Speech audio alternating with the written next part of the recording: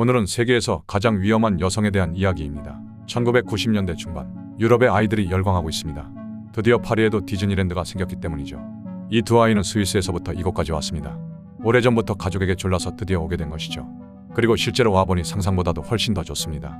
여기는 정말 지구에서 가장 행복한 장소 같습니다. 공원은 생기로 가득하고 메인 스트리트를 따라 퍼레이드가 펼쳐집니다. 마치 디즈니 영화 속에 들어온 기분이죠. 그 뒤로는 파크의 상징인 잠자는 숲속의 공주성이 프랑스의 햇살을 받으며 황금빛 첨탑을 반짝이고 있습니다. 겉보기엔 평범한 가족처럼 보입니다. 아마 동아시아 출신 외교관 가족이 유럽에서 휴가를 즐기고 있는 걸지도요. 형제는 퍼레이드를 보면서도 계속 성을 쳐다봅니다. 마치 자신이 그 안에 살고 있는 것처럼, 혹은 왕실 가족의 일원인 것처럼 상상하면서요.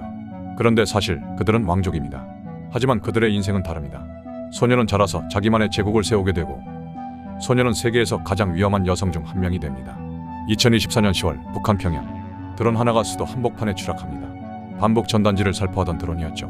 남한이 보낸 것으로 추정되며, 이는 수십 년간 이어져 온 남북 분단의 또 다른 장면입니다. 북한 정권은 공식 성명을 발표합니다. 남한이 군사적 긴장을 고조시킬 경우 최악의 사태를 각오하라고 경고합니다. 이 최악은 핵보복을 의미합니다. 군사분 개선에는 전쟁 수준의 병력이 배치되어 있고 발포 대기 상태입니다. 북한의 핵 위협은 새로운 일이 아닙니다. 김정은은 오랫동안 이웃 국가를 멸망시키겠다고 위협해왔고 핵무기 개발을 과시해왔습니다. 그러나 이번 위협은 김정은이 아닌 그의 여동생 김여정으로부터 나왔다는 점이 다릅니다. 김여정은 낯설지 않은 인물입니다. 2018년 2월 평창 동계올림픽, 수십 년 만에 김씨 일가 직계가 남한 땅을 밟습니다. 그녀는 회의에 참석하고 문재인 대통령과 식사를 함께하며 악수도 합니다.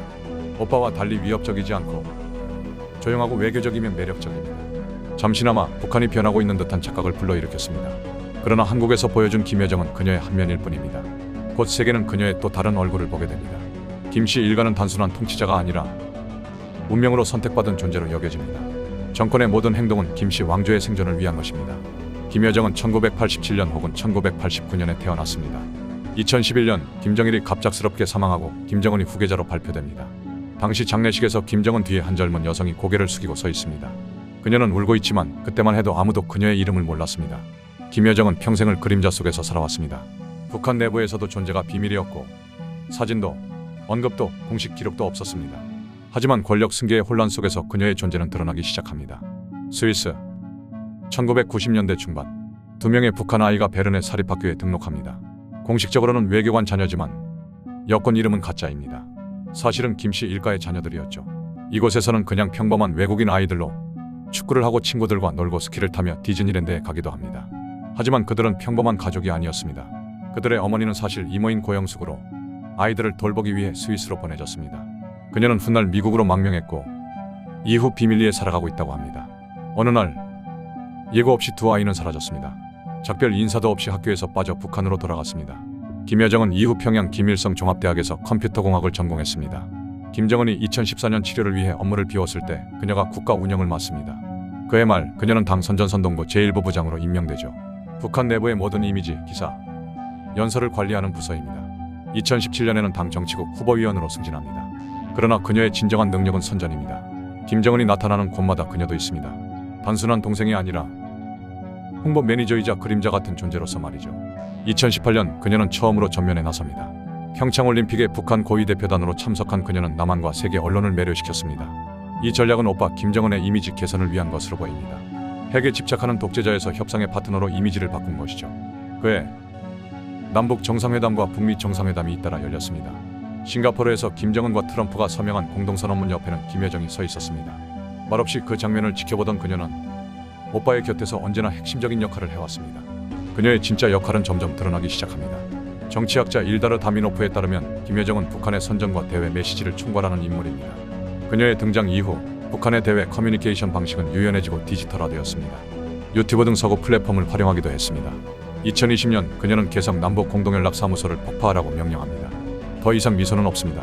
발언은 공격적이고 거칠어집니다. 2022년 김여정은 첫 공개 연설을 통해 코로나의 진짜 원흉은 남한이라며 위협합니다. 2024년에는 전단지 대응으로 쓰레기와 분뇨를 담은 풍선을 남한으로 보냈다는 보도가 나옵니다. 10월에는 우크라이나와 한국을 미국이 키운 사악한 개라고 부릅니다. 그녀의 성명 마지막 문장은 이렇습니다. 우리의 노선을 바꾸는 일은 절대 없을 것이다. 제재, 압박, 위협은 우리를 더 강하게 만들었을 뿐이다. 어리석지 않다면 우리에게 변화 따위를 기대하지 말라. 북한은 미국과의 약속을 지키지 않았습니다. 오히려 핵 개발을 가속화했습니다. 한편 미국과 한국은 연합 군사훈련을 재개했고 2023년 바이든 대통령은 북한과 핵전쟁이 발발할 경우 한국을 군사적으로 지원할 것을 공식 천명했습니다. 2024년 북한은 러시아와 군사협정을 체결하고 수천 명의 병력을 우크라이나 전쟁에 투입합니다. 이제 북한은 국제 분쟁에까지 개입하고 있습니다. 그리고 이 와중에도 김정은은 자상한 지도자의 이미지를 키워가고 있습니다. 마치 역할이 바뀐 듯 오빠가 나쁜 경찰이라면 여동생은 더 나쁜 경찰이라는 분석도 나옵니다. 김씨 왕조는 항상 부자 간의 권력을 물려주어 왔습니다. 하지만 김정은은 건강 이상설이 꾸준히 제기되고 있습니다. 여동생 김여정은 막강한 권력과 오빠의 신뢰를 갖고 있으며 일부 보도에 따르면 불쾌하다는 이유만으로 고위 간부를 처형하라고 지시한 적도 있다고 합니다. 그녀는 핵버튼에 가장 가까운 인물이며 김정은이 가장 신뢰하는 존재입니다. 그녀가 어디까지 나아갈 수 있는지는 아무도 모릅니다.